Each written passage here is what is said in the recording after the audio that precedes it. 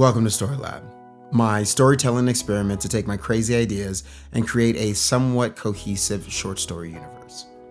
For this episode, I went into the vault of my earlier writings. There's a lot of really interesting stuff in there.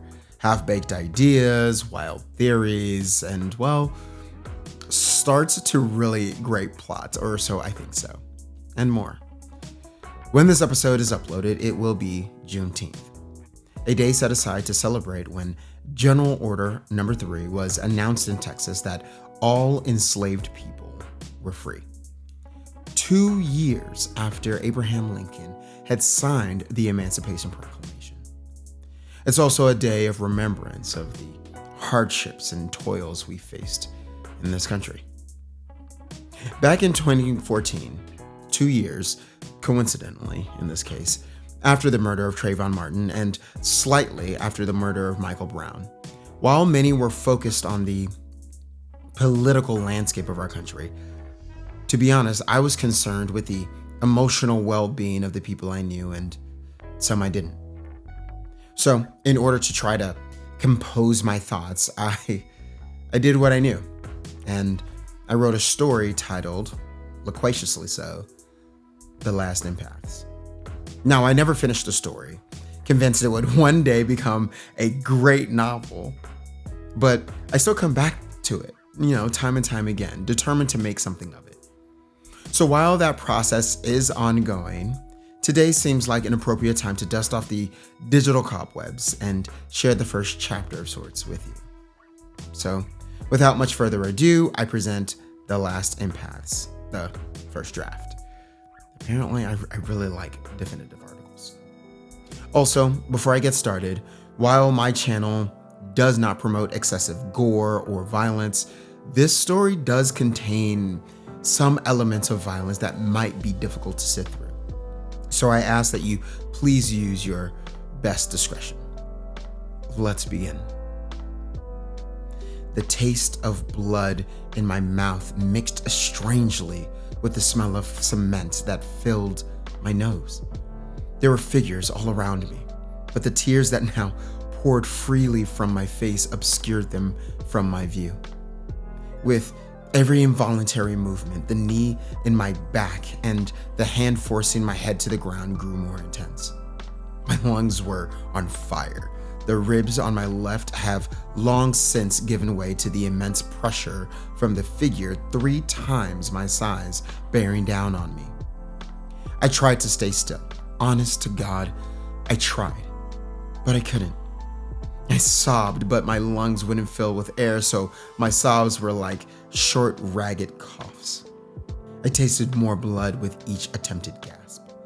Any modicum of movement warranted my arms, which were forced behind my back, to be jerked so harshly I wasn't sure they were still lodged in their sockets. This is Officer Hutchison. I need additional officers to Valero Station off 37th and Cutting Boulevard. There was an electronic crackle, an acknowledging voice, and a punctuating beep. All right, hard transition. I know, I hate this as much as everyone else does, but I have to tell you, otherwise you might forget by the time you get to the end of the episode. Please feel free to like the episode, subscribe to the show, and enable notifications so you can get updates about whenever I post these awesome stories, or if you're listening in the podcast app of your choice, this is your time to follow, so you also likewise can be enabled. All right, that was done. It's it. Back from the hard transition into the story. Everyone step back. The voice above me yelled. The scene was grim. The pulse of blue and red lights cast an eerie and hypnotic glow over the Valero gas station. There were several people gathered. People had even stepped out of their homes in their evening wear, vehemently voicing their opposition to the event unfolding before them. Many were on phones, the flash of their devices never wandering away from the poor child who was thrown viciously against the pavement by the police officer. Officer, his head is bleeding. Just let him up a little. He's not even resisting. Just let him up. Just look at him, a young Latin man screamed. The gas station owner joined the petition, shouting loudly that the boy was innocent of any crime. The way he pleaded was touching. He begged for the officer to resign his hold on the child. His pleas were the pleas of a father. Tears streamed down his face, like the boys. More officers showed up, more blue and red lights. They forced people back to create a perimeter around Officer Hutchinson and his alleged perpetrator. Many refused, exclaiming that what was happening was wrong. The defiance in their eyes, even as hands were placed on holstered firearms, were resolute. But they faded as darkness began to creep in from my periphery. An obsidian shroud moved silently inward from all around, threatening to engulf the heart-wrenching scene before me.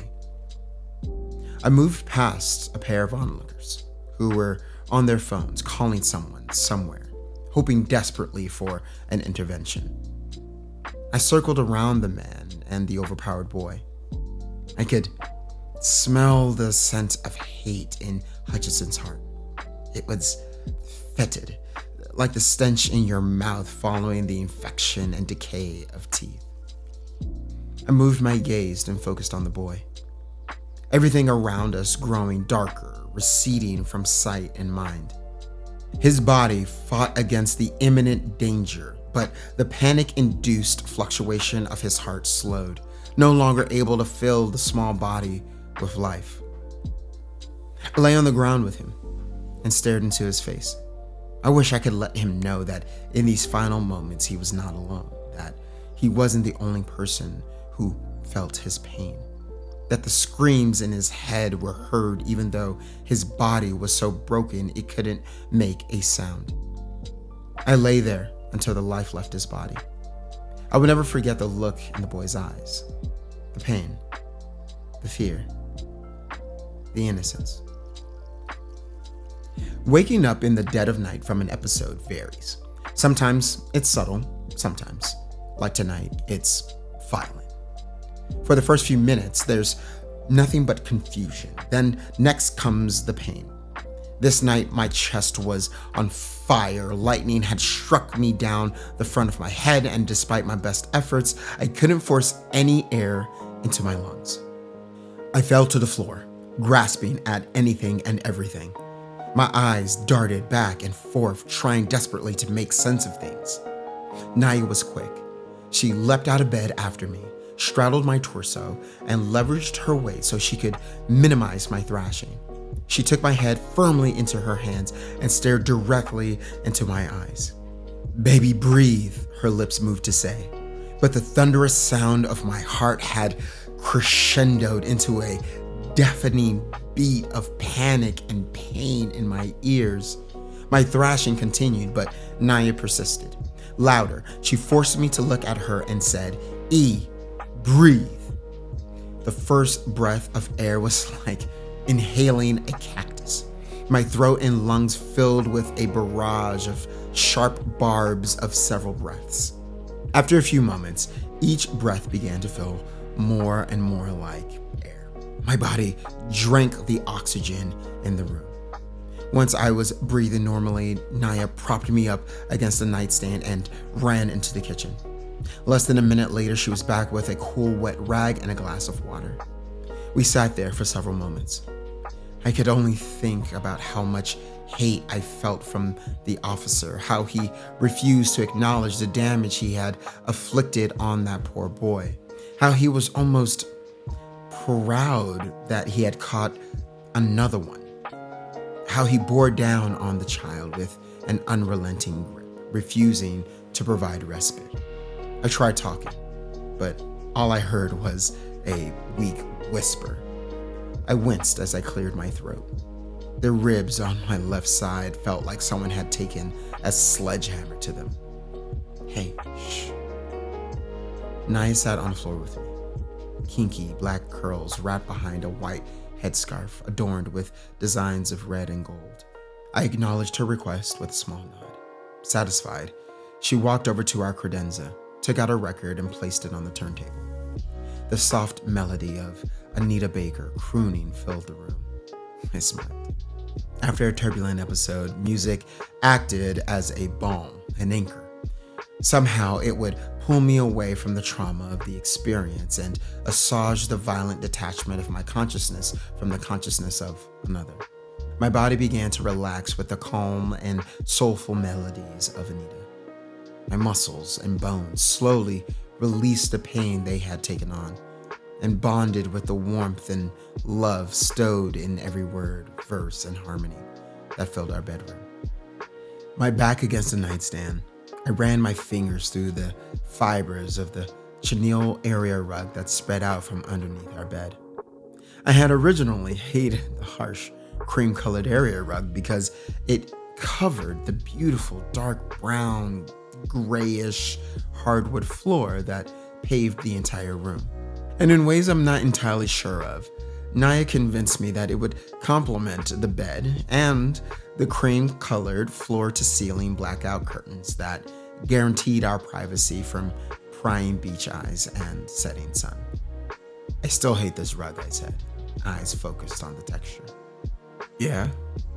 Naya paused briefly, her head tilted back against the bed, eyes closed. I could take it out and just let you bust your behind next time. I chuckled, and she smiled. Looking behind me, I grabbed my phone from the nightstand, but before I could read that the time was 12:56 a.m., my side had exploded with pain. Though the music had made me begin to feel that I had let go of the pain that I had incurred, my body was definitely still very much in the middle of the healing process. E, Naya said emphatically, which translated meant, "What the heck are you doing?" All I could do was force a grin through the grimace that now painted my face. I'm good, I replied, though it was only a half-truth. Actually, you should get back in bed. I'll play a song or two you can fall asleep to. With that, I attempted to get up, and where my strength and bravado were about to fail, Naya appeared by my side to help me. Together, we stood up and slowly walked around the bed to the living space.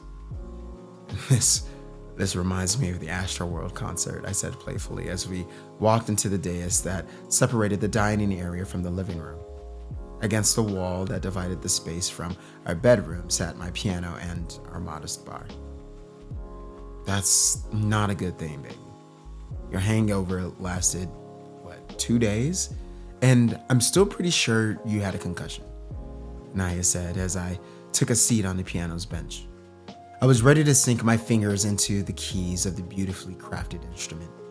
Hewn from a rich red oak, the piano's housing was the deepest shade of crimson, polished and lacquered to an exceptionally glossy finish, fooling most people that it was a grand piano in keyboard form. All its teeth, both black and white, were made from a synthetic mineral that possessed the satisfying weight and appearance of ivory without the cruelty to attain it. As Naya began to pour a glass of whiskey for each of us, I started to play. At first, the notes melted into a melancholy of sounds, eulogizing the young boy's death that I had experienced. But as the sadness ebbed away, the notes that spurned on were warm and inviting. After handing me a glass, we clinked, kissed, and each took a sip of the single barrel wine. I could feel my body heal a bit faster as the whiskey helped relinquishing the pain a bit easier. With each sip and vibrant composition, I could feel my core stabilize and return to its emotional equilibrium. Naya sat beside me, adorned in a sheer tank top and shorts, a peace starting to settle upon her. She swayed slightly with the music, her anxiety subsiding. It looks like we're gonna have to get you some safety rails. You know, the kind they use to keep toddlers from falling out of bed. Naya just softly joked as I took another drink. I told you we should have gotten one of those race car beds. I could have been nestled in the center of a Formula One, I replied, laughing. And I vividly remember telling you that you could get the car bed of a child, but that you'd be sleeping alone in the garage where you belong, Naya replied, laughing as well. Naya continued to look at me. In my periphery, I could see her posture change. Her gaze that was playful before was now more focused, intentional. On a serious note, E, we should really start looking again for someone who can help us, Naya said. Her suggestion hung in the air for a moment.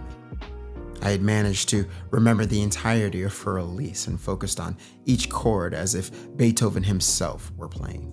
The closest Naya and I had come to understanding why we saw the things we saw and felt the things we felt was that we were some sort of psychic. It doesn't make sense, but how could it? Since we were children, we could feel what other people were feeling. At times, so deeply, we actually felt everything they did. And the first time it happened, I was 8 years old.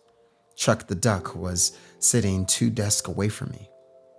I really didn't know Charles, except that some kids from class made fun of him for his large lips and rotund shape.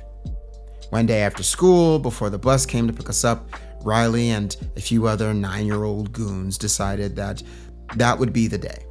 Chuck the duck would quack like one. They encircled him and Riley, the heavyweight abuser of the 4th grade, and began to quack.